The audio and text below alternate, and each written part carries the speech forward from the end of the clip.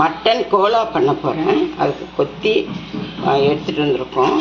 இந்த கறியை நீங்கள் இந்த மாதிரி பேஷனில் போட்டு வாங்கின உடனே கொண்டாந்த உடனே கொஞ்சம் நேரம் ஒரு அரை மணி நேரம் தண்ணியில் போட்டு வச்சுருந்து 4-5-6 வாட்டி கழுவிட்டிங்கன்னா இந்த மாதிரி க்ளீனாக இருக்கும். நல்லா புளிஞ்சு எடுத்துக்கணும். இந்த மாதிரி பொலன்னு புளிஞ்சு எடுத்துக்கணும். இந்த மாதிரி புளிஞ்சு எடுத்துக்கணும். கீமாவுக்கு கட் பண்ணி கொடுங்கன்னு கேட்டால் கடைக்காரன் இந்த மாதிரி கட் பண்ணி தருவான். கீமா இல்லைன்னா கொத்துக்கறின்னு கேட்கணும். நல்லா இந்த மாதிரி பொடியாக்கிக்கோங்க. கொத்துக்கறி நல்லா வெறும் கறி, கொழுப்பு எலும்புலாம் இல்லாமல் வெறும் தனி கறியாக போட்டு கொத்தி கொடுங்கன்னு சொன்னீங்கன்னா கொத்தி கொடுப்பாங்க. போன்லெஸ் கோலா பண்ணுறதுக்கு இது மாதிரி நல்லா பொலன்னு பாருங்க. தண்ணியே இல்லாமல் இந்த மாதிரி நல்லா வடிகட்டி ரத்தம்லாம் இல்லாமல் நல்லா க்ளீனாக வடிகட்டி புளிஞ்சு எடுத்துக்கணும். இந்த மாதிரி உதிரியாக எடுத்துக்கிட்டு அதுக்கப்புறம் இந்த 1/4 கிலோ இது மட்டன், 1/4 கிலோ மட்டனுக்கு தேவையான இதால் 1 டம்ளர், இந்த டம்ளரால் 1 டம்ளர் கடலைப்பருப்பு வறுத்து வச்சுருக்கேன். ஊற வைக்கல, வறுத்து வச்சுருக்கேன்.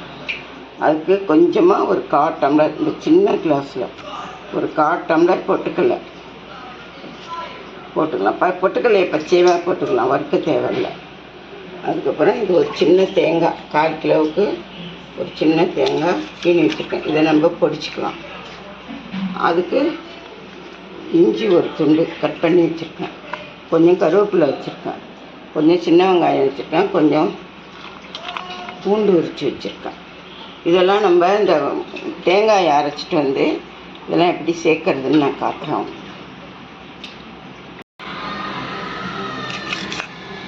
இந்த பொடிச்சு வச்ச தேங்காயை போட்டுக்கலாம். கோலாவுக்கு தேவையான தேங்காய் போட்டுக்கிட்டேன். தேங்காய் போட்டுக்கலாம். கொத்துக்கறியை போட்டுக்கலாம். நல்லா இப்படி உதிரியாக போட்டுக்கோங்க. நல்லா கழுவிடுங்க. நல்லா நீங்கள் வாங்கிட்டு வந்து இந்த மாதிரி பேஷனில் போட்டு குழியானத்தில் போட்டு தண்ணி ஊற்றி ஃபுல்லாக வச்சிட்டிங்கன்னா அதில் இருக்கிற ரத்தம்லாம் வந்து வெளியில் வந்துடும். அதுக்கப்புறம் கழுவுனிங்கன்னா ஈஸியாக இருக்கும். எப்படி இருக்குது பாரு, மட்டன் வந்து எவ்வளோ பியூராக ஒயிட்டாக வந்துடுச்சு பாருங்கள். கழுவி இந்த மாதிரி கழுவிட்டுருங்க. இந்த மாதிரி உதிரியாக கழுவிட்டு இதுக்கு தேவையான தேங்காய் போட்டேன். இதுக்கு தேவையான குழம்பு மிளகாத்தூள் தான் போட்டுக்கேன். 2 கலந்த குழம்பு மிளகாத்தூள் போட்டுக்கேன் காரத்துக்கு. இதில் 2 பச்சை மிளகாயும் போட்டுக்கணும். நம்ம இதில் கொஞ்சோண்டு கசகசா போட்டுக்கணும். இன்னும் கொஞ்சோண்டு கசகசா அரைக்க தானே போகிறோம், அதனால் ஊறிடும். இது கசகசா போட்டுக்கிட்டால் நல்லா டேஸ்ட்டாக இருக்கும். கசகசா தான் நல்லா டேஸ்ட். இதில் கசகசா போட்டுக்கிட்டேன். அந்த 1/4 கிலோ கறிக்கு தேவையான கசகசா போட்டிருக்கேன். இந்த பொட்டுக்கடலை சாஃப்டாக இருக்கிறதுக்காக கொஞ்சம் பொட்டுக்கடலை போட்டிருக்கேன். மிளகாத்தூள் போட்டாச்சு. கொஞ்சம் உப்பு போட்டுக்கலாம்.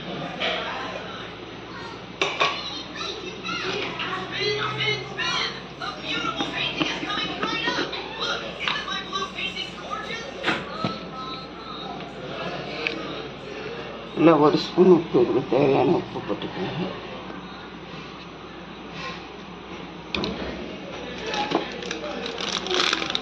கொஞ்சம் மஞ்சத்தூள் போட்டுக்கோங்க.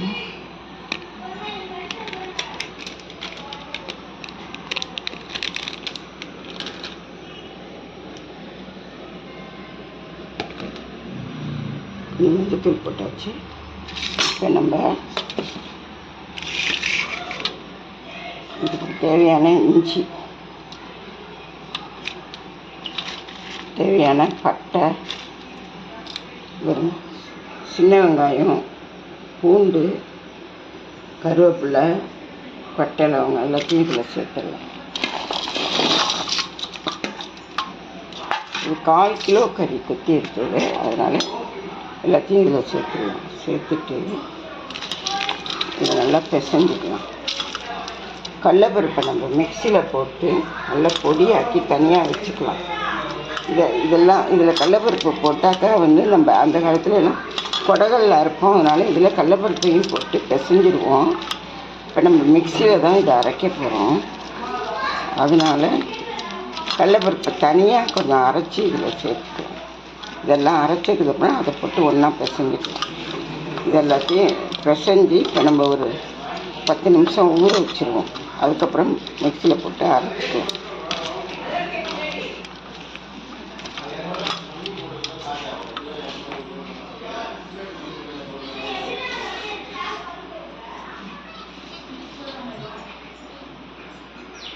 இங்கே வா சசி, கதவை சாத்திட்டு இதுலேருந்து 2 பச்சை மிளகாய் இருக்குது. கதவை சாத்து. இதுலேருந்து 2 பச்சை மிளகாய் இருக்குது. கீழே இருக்குது. கழுவிட்டு கீனி பிடிச்சிருக்கணும்.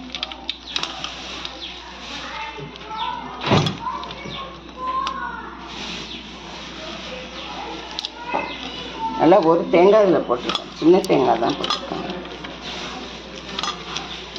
இது பெரிய வெங்காயம் போடக்கூடாது, சின்ன வெங்காயம் தான் போடணும்.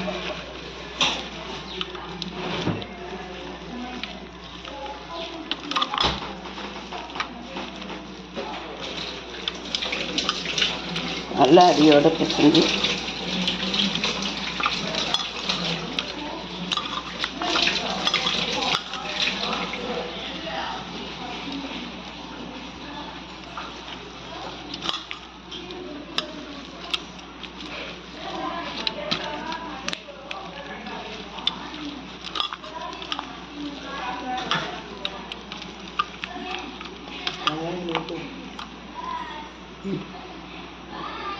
இந்த 2 பச்சை மிளகாயும் இதில் போட்டுக்கோங்க. பச்சை மிளகா போட்டால் தான் நல்லா வாசனையாக இருக்கும். கொஞ்சமாக மிளகாத்தூள் போட்டுக்கிட்டு கொஞ்சம் பச்சை மிளகாயும் சேர்க்கணும்.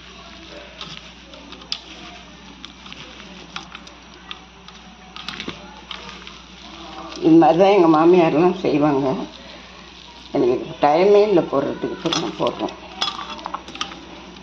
கொத்துக்கறி வாங்கிட்டு வாங்கன்னு சொல்லி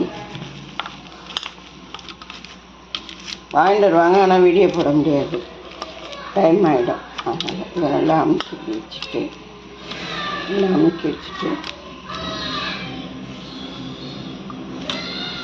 இதை மூடி வச்சிடலாம். கொஞ்சம் நேரம் ஒரு 10 நிமிஷம் 20 நிமிஷம் ஊறினா போதும். அதுக்கப்புறம் நம்ம இதை மிக்சியில் போட்டு அரைச்சிட்டு கடலைப்பருப்பை எப்படி அரைச்சி சேர்க்கறதுன்னு நான் காட்டுறேன். இப்போ நல்லா 10 நிமிஷம் 20 நிமிஷம் ஊறிடுச்சு. இந்த மாதிரி அரைச்சிக்கோங்க. மிக்சியில் தான் நான் அரைச்சேன். நீங்கள் கொடகல்லில் போட்டு கூட அரைக்கலாம். கொஞ்சம் அப்படி மசியலைன்னா கொஞ்சம் லைட்டாக தண்ணி தெளிச்சுக்கலாம், ஒன்றும் தப்பு இல்லை. இந்த மாதிரி ஆனால் இந்த அளவுக்கு நீங்கள் அரைச்சிக்கோங்க. அரைச்சிக்கிட்டு இப்போ நம்ம வறுத்தோம்ல கடலைப்பருப்பு, அது இந்த மாதிரி பொடியாக்கிக்கோங்க. பொடியாக்கிட்டு இதில் நமக்கு இதுக்கு தேவையான அளவு போட்டு பெசரிக்கலாம். கடலைப்பருப்பு போட்டால் எண்ணெய் இழுக்காது, டேஸ்ட்டு கொடுக்கும். இப்போ நம்ம பிசைஞ்சிக்கிட்டு இதில் நம்ம இந்த அளவுக்கு குழம்புல போட போகிறேன். மட்டன் குழம்பு வச்சுருக்கேன். அந்த மட்டன் குழம்புலேயே இந்த கோலா போட்டுருக்கேன். அதுக்காக கொஞ்சம் இது குழம்புக்குன்னா கொஞ்சம் கூட கடலைப்பருப்பு போடணும், கரையாமல் இருக்குங்கிறதுக்காக. இப்போ நம்ம இதை நல்லா பிசைஞ்சுக்கலாம். நல்லா பிசைஞ்சுக்கணும். கடலைப்பருப்பை ஈவனாக போட்டு பிசைஞ்சுக்கோங்க. இன்னும் கொஞ்சம் கூட போட்டுக்கலாம் கடலைப்பருப்பு.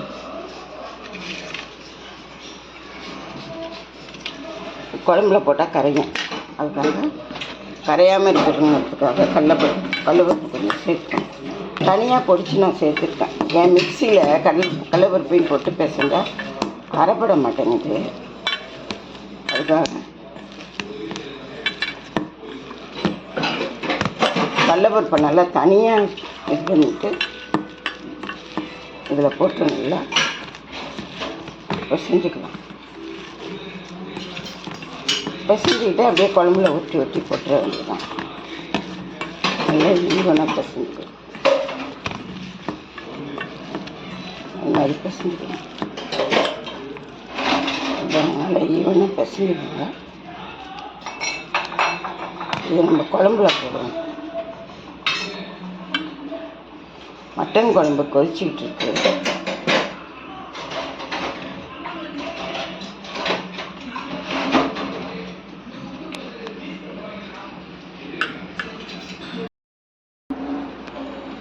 பாருங்க, மட்டன் குழம்பு கொதிச்சுட்டு இருக்கு. மட்டன் கோலா அதில் போடுறோம். மட்டன் கோலா குழம்பு இது மாதிரி நல்லா கொதிக்கும்போது கோலாவை நம்ம ரெடி பண்ணிவிட்டு இப்படி ஊற்றி போடுறோம். தனியாகவும் குழம்பு வைக்கலாம், ஆனால் இதில் மட்டன் குழம்போட உங்களுக்கு போட்டு காமிக்கிறேன். இது இப்படியே வெந்து மேலே வந்துடும் கரையாமல்.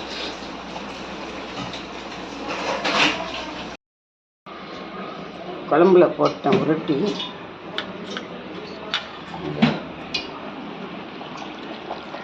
குழம்புல போட்டேன் பாருங்க உருட்டி. பாருங்க மேலே நிற்கிது பாருங்க உருட்டி. மட்டன் குழம்புல உருட்டி போட்டுக்கணும். இந்த மாதிரி கடலைப்பருப்பு கொஞ்சம் சேர்த்து உருட்டி போட்டோம்னா கரையாது, நல்லாயிருக்கும். மட்டன் இது தனியாக நான் ஒரு நாளைக்கு குழம்பு வச்சு காட்டுறேன், கோலா குழம்பு.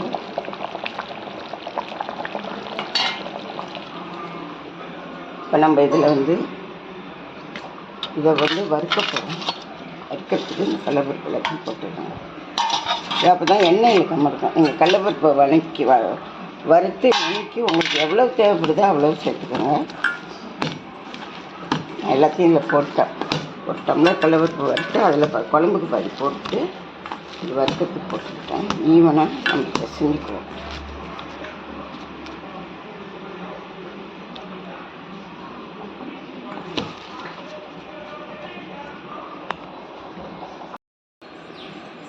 இது மாதிரி நல்லா ஈவனாக பிசைஞ்சிக்கோங்க. நல்லா கெட்டியாக பொரிச்சு வச்ச கடலைப்பருப்பு எல்லாத்தையும் இதில் போட்டேன். போட்டுக்கிட்டு அப்புறம் எண்ணெய் காயுது. இது மாதிரி வறுத்துக்கோங்க. கடலைப்பருப்பை நல்லா வறுத்து பொடிச்சு போடுங்க. மறந்துடாதீங்க, ஊற வைக்கக்கூடாது. ஊற வச்சா டேஸ்ட் இருக்காது. நாங்கள்லாம் வறுத்து தான் போடுவோம். இது மாதிரி வறுத்து போடுவோம். எண்ணெய் காஞ்சிட்டு எண்ணெய் போடுவோம். கடலைப்பருப்பு எடுத்து போடுறதுனா பிரியாமல் வரும், எண்ணெயும் இழுக்காது. அதுக்காக தான் சிம்மிலே வச்சு போடுங்க.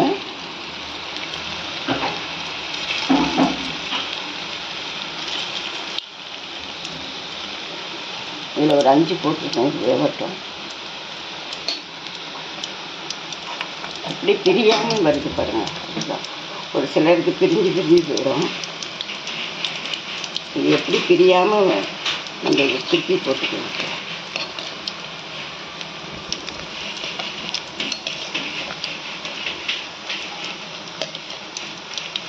சிம்மிலே வச்சு போடுங்க.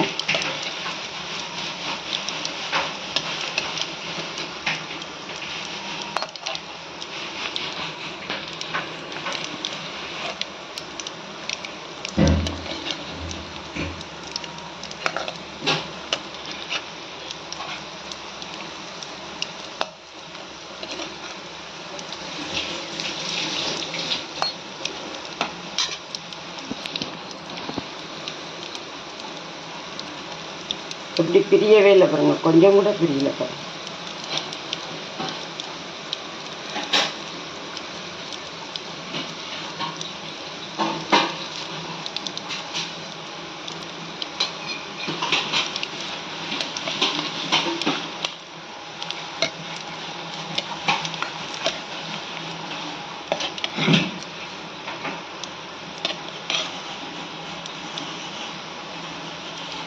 இப்போ கொஞ்சம் அடுப்பு மீடியம் சைஸில் வச்சுக்கோங்க.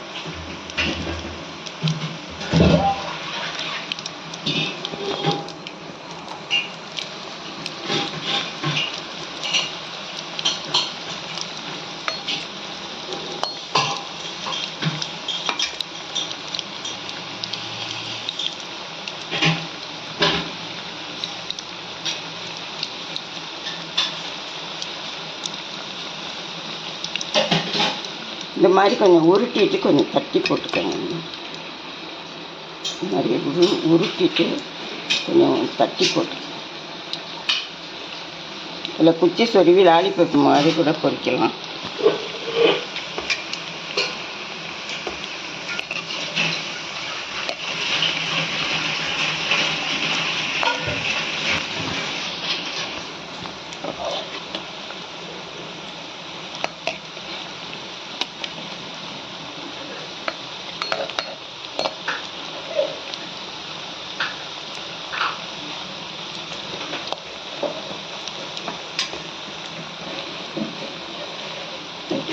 செம்ம வாசனையாக இருக்குங்க. நம்ம இஞ்சி பூண்டு விழுது போடாமல் இஞ்சி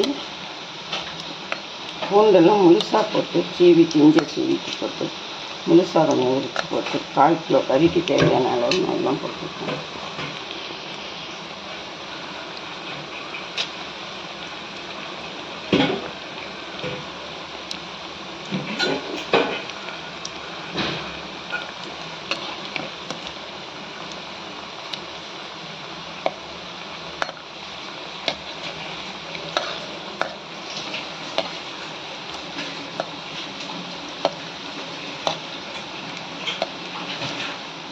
இதையே அப்படியே இலையில வச்சு கயிறு கட்டி வச்சா கயிறு கட்டிக்கோலாம்.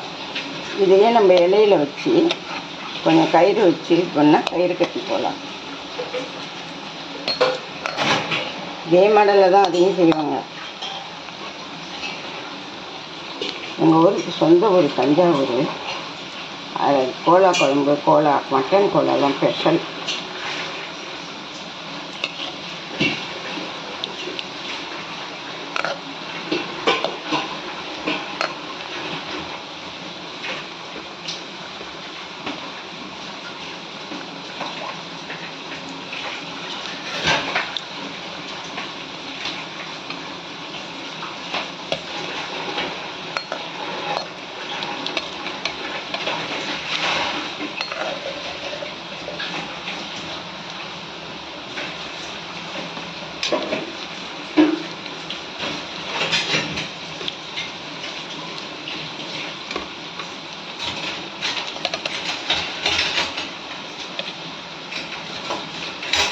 அடிக்கடி திருப்பி விடணும், இல்லைன்னா ஒரே இதில் அப்படியே விட்டோம்னா ஒரு மாதிரி ஹார்டாக இருக்கும். நம்ம திருப்பி விட்டோம்னா சாஃப்டாக இருக்கும் சாப்பிட்றதுக்கு.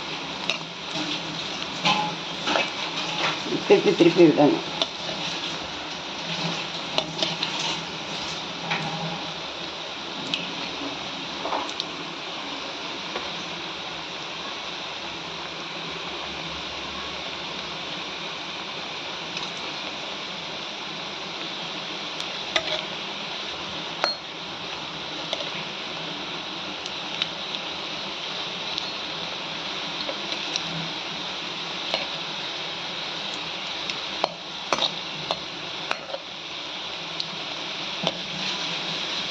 எப்படி பாருங்கள், ஒன்று கூட பிரியல பாருங்கள், அப்படியே இருக்கு பாருங்கள்.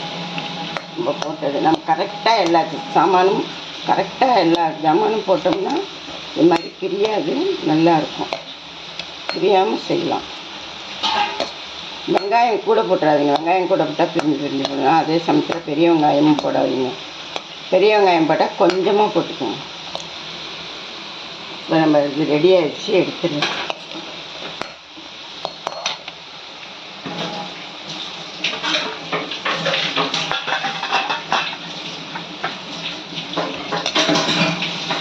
ரெடி ஆகிடுச்சு, நம்ம எடுத்துக்கலாம்.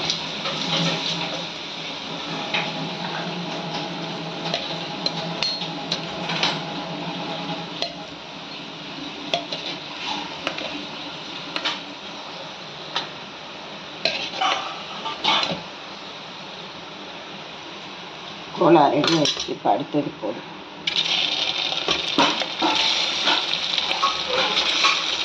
இப்போ மீடியம் சைஸில் தான் அடுத்து வச்சு, இப்போ கொஞ்சம் சிம்மில் வச்சுக்கலாம்.